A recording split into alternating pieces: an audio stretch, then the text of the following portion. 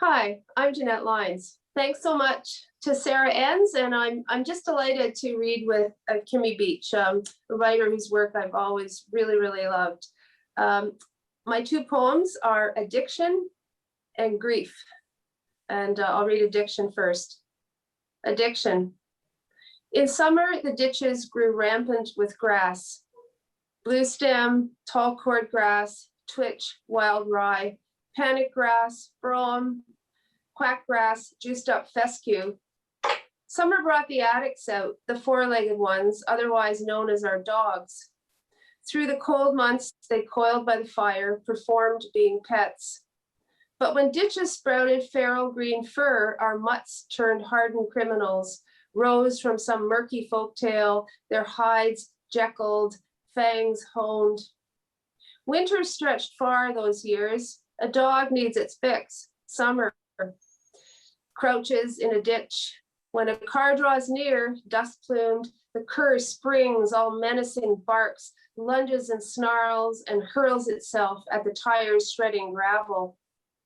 Astonishing how far those dogs could race alongside a car until it receded in a nimbus of road scurf, flown grit towards town.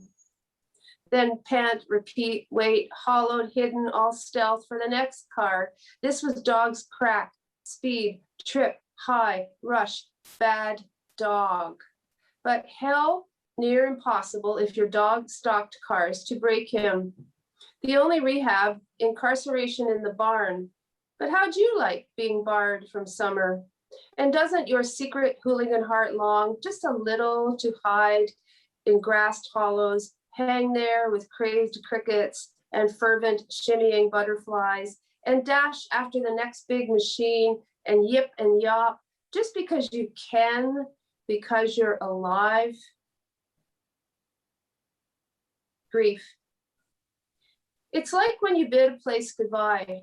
Swivel your heel one last time to glance the kettle's ghost, the stovetop spiral where it lived, rumbled, water for mint tea.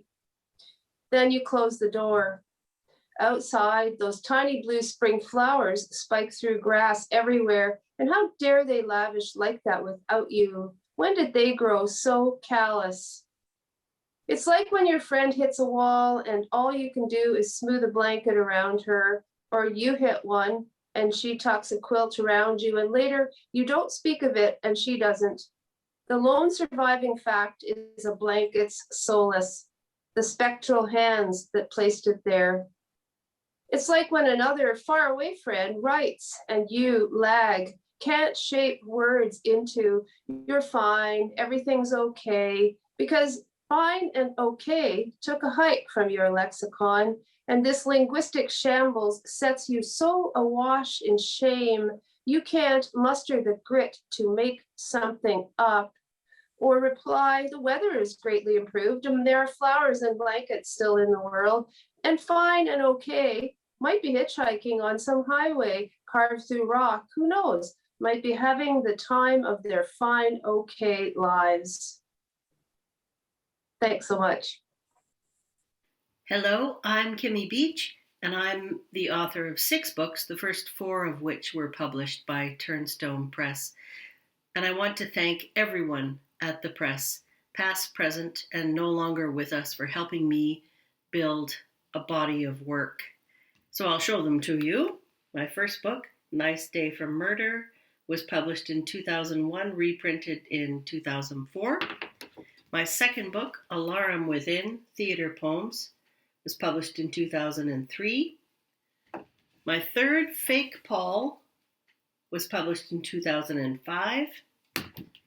And my fourth with Turnstone, In Cars, in 2007. Thank you to everyone who helped make those books possible. I'm very grateful.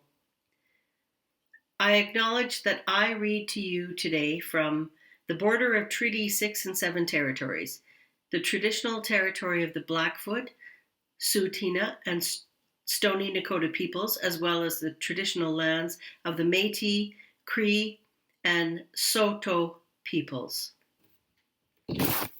I'll read to you from my fourth book, In Cars, It takes place primarily in a roller rink, and here my speaker is first introduced to the world of roller disco. How I learned to skate. Susan heard there was a roller rink opening up. You could go in the first weekend for free, look around without skating, eat a hot dog, take home a helium balloon. We went to the grand opening and tried to look cool, watched the other kids our age whirling from one end of the rink to the other, their gleaming new skate wheels spinning this kind of life into our minds. We sat in an orange booth, pretended not to see the good-looking boys sending winks and cologne to us on the artificial breeze. A blonde boy with steel blue eyes, loose and free on his skates, tight jeans, and a cool gold chain. His easy grace and complete comfort on those 8 intimidating wheels. Where did he learn to skate like that? Blurred bodies in polyester and denim, a twirl of hair, a man's hand at a girl's trim high-waist jeans. I walked past the popcorn at the concession, boys at the foosball table rolling back and forth one end of the table to the other. I looked stammering at the shining skates for sale in the pro shop next to the rental booth, their pristine white wheels and the colored laces. Asked Terry what he thought I should buy. $250 with new All-American Dream wheels. Terry loosened the trucks when he fitted me. I owned those skates within an hour. Took them home to the big unfinished basement, laced them carefully, lifted myself from the bottom step, my arms out to the sides by instinct.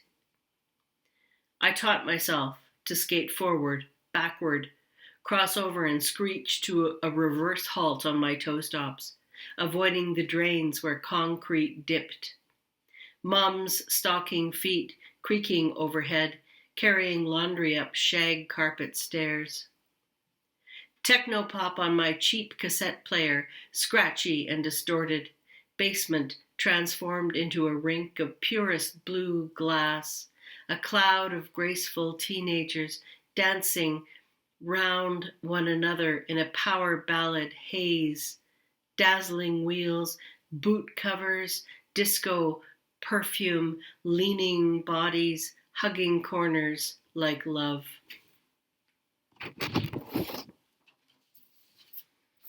And I'll read you a poem from my second collection, Alarum Within Theatre Poems.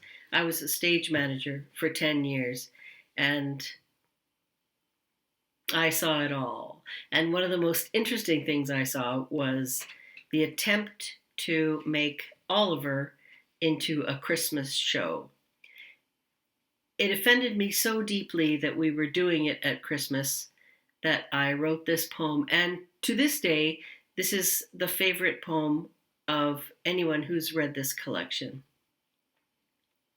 Program note from the director. Merry Christmas! For your Yuletide family enjoyment, the Theatre Studies program is proud to present Oliver. It's a heartwarming musical tale of a dirty, starving orphan boy living in the gutters and alleys of mid-19th century London. You know the words. Sing along as he escapes the horrors of the orphanage. Follow his adventures as a gang of thugs befriends him, teaches him to steal, shows him the intricacies of violence and the joys of greed. We hope you brought the kids, because the highlight of this festive show will come halfway through Act 2 when Bill Sykes, in a fit of jealousy, bludgeons his girlfriend Nancy to death on stage. The actor playing Sykes gives his best performance yet, as Sykes becomes more and more violent and aroused as the beating continues. It's all part of our Christmas gift to you, the audience. Enjoy. There will be one 20-minute intermission. The director. Thank you so much for those of you who've tuned in to listen to my poems. I hope you have a lovely day.